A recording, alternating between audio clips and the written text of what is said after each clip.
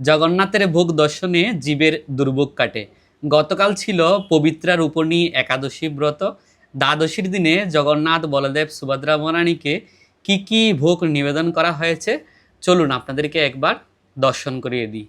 প্রথমেই এদিকে রয়েছে জিরাকাঠি চালের অন্ন, লঙ্কা এবং লেবু, উপরে তুলসীপত্র অর্পণ করা হয়েছে।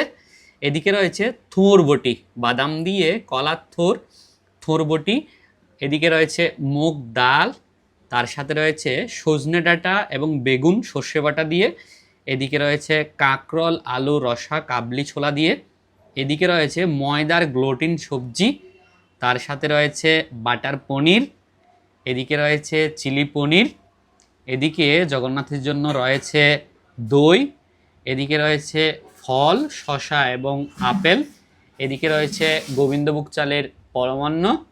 এদিকে রয়েছে জগন্নাথের জন্য বিষ্ণু ভোগ, আলু এবং পনির দিয়ে।